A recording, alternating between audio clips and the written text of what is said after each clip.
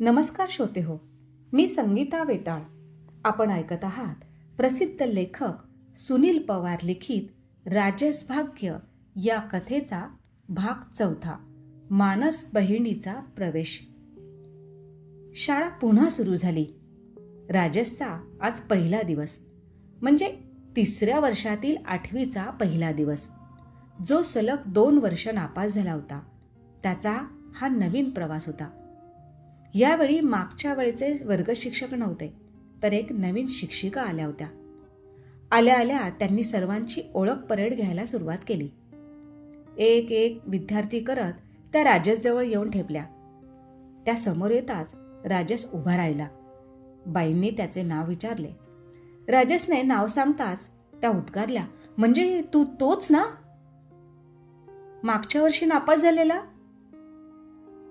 बहुतेक राजसची कीर्ती त्या बाईंच्या कानावर आधीच गेली असावी, अन्यथा त्यांचा स्वर वेगळा असता.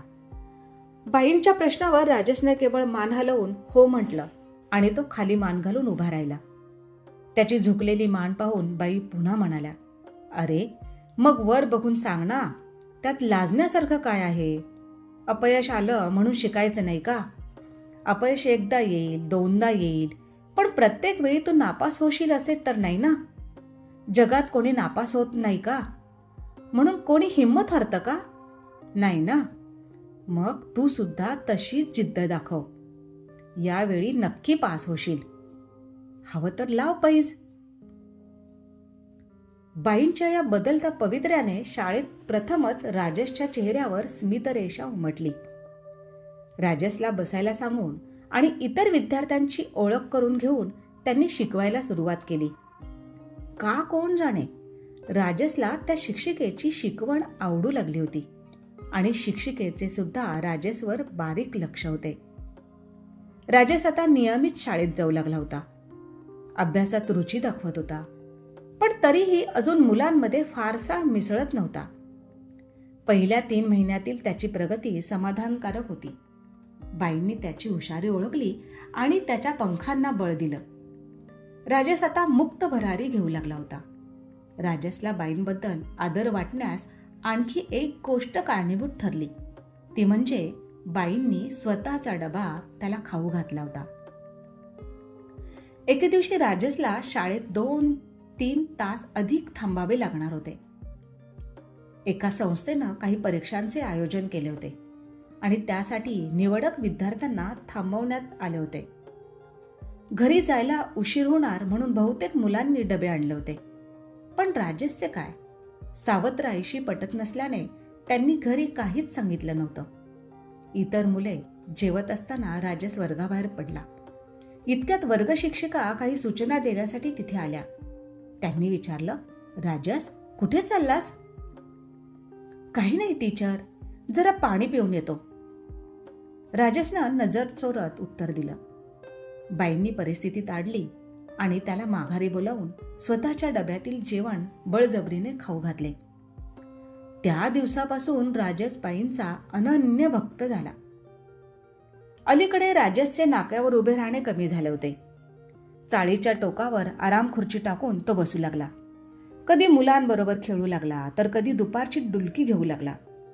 वाईट मित्रांची संगत त्याने कसोशीने टाळली होती. शेजारी आता त्याच्याशी चांगले वागू लागले होते. पण तरीही राजसच्या मनात कसली तरी कमतरता त्याला सतत सतावत होती. वार्षिक परीक्षा 3 महिन्यांवर आली होती. दुपारच्या शांततेत तो मन लावून वाचन करू लागला. असाच एकदा अभ्यासात गडला असताना त्याच्या कानावर शब्द पडले, चहा. राजसनं वर पाहिलं तर समोर एक सुंदर मुलगी हातात चहाचा कप घेऊन उभी होती. तो चहा चक्क त्याच्यासाठीच होता. अरे पाहतोस काय असा? हा चहा घे, आईनं पाठवला आहे, ती मुलगी म्हणाली. माझ्यासाठी? राजसनं आश्चर्याने विचारलं. हो, तुझ्यासाठीच. तिने तो कप राजसच्या हातात सोपवला. तिची ती सहजता पाहून राजसला हसू आले. त्याने चहा संपवून तिचे आभार मानले. त्यावर ती म्हणाली, धन्यवाद मला नको, माझ्या आईला दे. राजस हसून म्हणाला, हो त्यांनाच म्हणालो मी, पण तू मात्र नक्की सांग हं. तिच्या लाघवी स्वभावाने राजेशच्या आयुष्यात एक अनोखे वळण आले होते. परीक्षा संपल्या. चाळीतील लोक गावी गेले. राजेश मात्र घरीच होता, कारण त्याला गाव काय असतंय हे माहीतच नव्हते.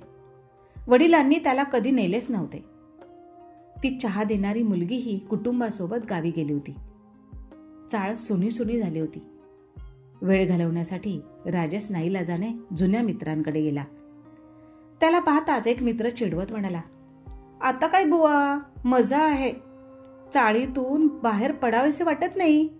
मसालेदार चहा मिळायला लागलाय ना. बाकीचे हसू लागले, पण राजेशचे पित्त खवळले.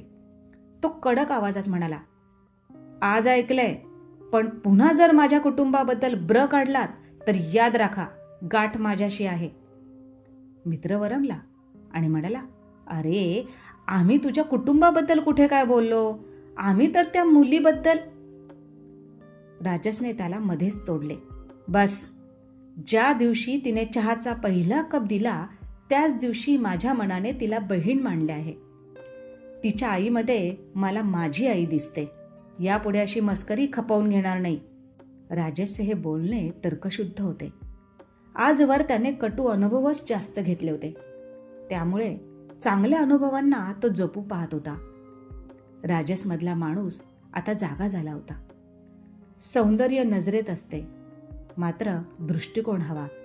सुंदर साज लेविते सृष्टी नित्य नवा. राजेशनं ज्या मुलीला बहीण मानलं ती गावावरून परत आल्यावर राजेशच्या आयुष्यात कोणती नवीन जबाबदारी आणि संकट घेऊन येईल, ज्यामुळे राजेशच्या संयमाची पुन्हाच कसोटी लागेल. जाणण्यासाठी ऐकत राहा राजेश भाग्य.